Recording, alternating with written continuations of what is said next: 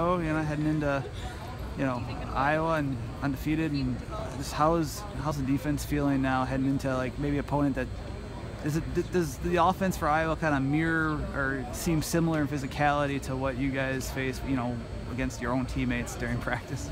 Yeah, this is unique. It's like I don't know if it might be the first pro style team we've played all year, which is kind of nice. I know the D-line is excited, play physical game, but they present a really big challenge. They've been playing really well, and they're even since the start of the year, they're a really good team. They've been taking it to guys. So we're excited for the challenge.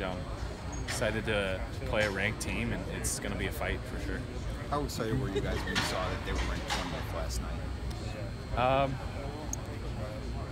I mean, obviously it helps with, I guess, with the college football playoff talk, but other than that, I don't think it really affected us that much. I mean, we knew they were a good team, even if they weren't ranked. I mean, we watched them on film.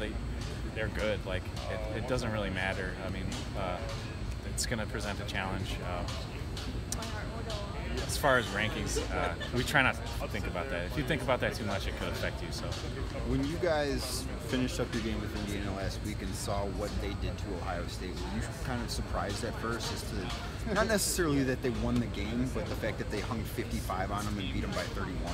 Yeah, absolutely. I know we saw that score and everyone's like, all right, like we need to go back and watch this game and figure out what happened. Like everybody's really quick to get home and get on their iPads and watch the film because we wanted to know what happened.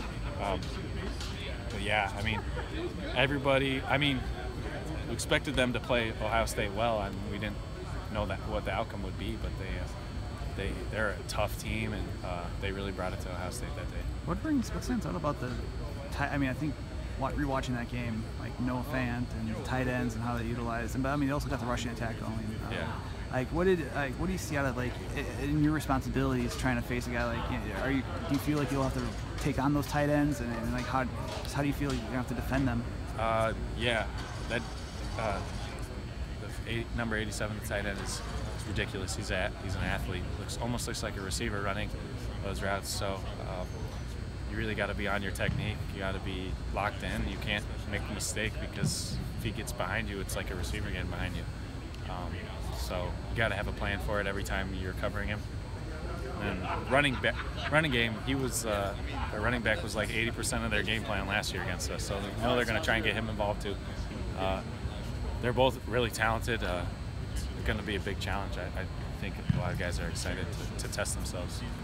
Do things feel different during the week when there's a trophy at stake? Absolutely. We've lost this trophy before. I think it was either 2 or 3 years ago. 15. But yeah. And just not seeing it where it's supposed to be every day for a year is tough. I mean, then you got to relive that memory of losing the game. So them putting the trophy at practice or in the meeting rooms, we walk by it every day. It's kind of just like from top to bottom, everyone in this program knows it's a big deal. When it comes to you lead the team in interceptions now. What goes into the mentality of we saw you during the spring and during fall camp making plays too. What goes into being like a ball hawk or having that ability to make those interceptions, making those plays? It starts with knowing the defense, knowing where you're supposed to be, and knowing how things are supposed to look. And then the second part of that is having the ability and really trusting your ability to execute it. You could be the smartest guy in the world, but not really trust yourself and be a little hesitant. And I think that's where I was earlier in my career, and then Coach Leonard got here. It's kind of slowly started to change, and confidence started to rise, and you see that with a ton of other guys too.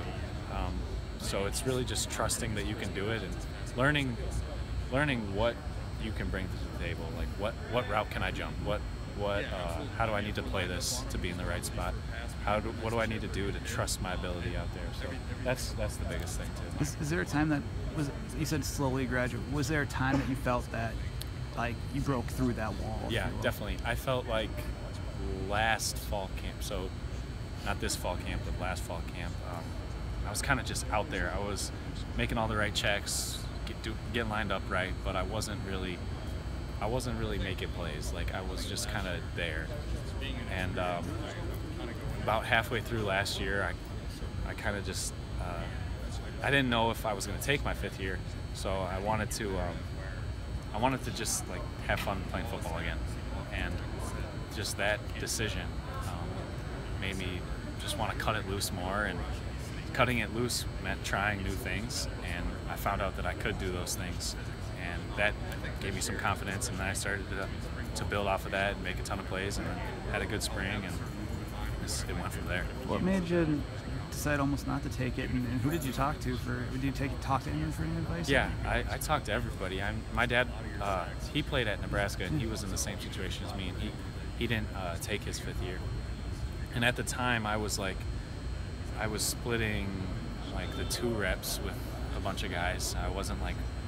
I didn't see like myself playing on defense at all, and I obviously wanted to play, but I didn't think that Coach Chris would like ask me to come back just because I am on scholarship, and I was just being a realist, like a reality check, and so that was kind of my thought process. Gotcha. In terms of like nowadays, like you go in for the game now, and when you had to sub back in for Dakota, like what's your mind? It was like the 3rd series. It was after the 3rd series of Indiana, right? It was in the 2nd quarter when he came in. Just what was some of the like what when you have to head in there instantly, when you realize he's not going in there? What's your mindset? I was really just excited. I really wanted to get out there.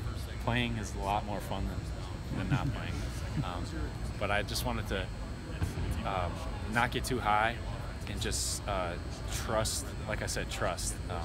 You get in there, and if your focus is good, you can do anything. So I wanted to get in there and trust the practice, trust the training, and have better focus than the guy next to me. So that was what I was thinking about. Looking back at last week for Iowa, what really stood out about the play of the quarterback against the Buckeyes? What stood out about Iowa's quarterback? Yeah. Arm strength and decision making, and playmaking too. I mean, if it's not there, he doesn't make a bad decision. And if there's a small window, he'll fire it in there. He's a really good player. I mean, you're going to need to get after him, get him on the ground. I mean, you saw he threw a touchdown with a guy hanging onto his legs, so the play's never over. Do you think that was the most impressive play he made that day? Maybe. Definitely. It's definitely up there. I mean, he for sure makes the offense go. He's a good guy, great player. When it comes to when you hit the ball in your hand, I know I talked to you after the Utah State game with the 99-yard interception return. What goes into your head when the ball gets in your head? Whether it's a fumble recovery like you had in the first half last week, or those 2 late picks, against Indiana. Like, what goes through your head when that ball gets into your hands? It's just like pure happiness. Really, you're just happy that you made the play, happy that you affected the game in a big way, and it's going to help the team. That's the biggest thing.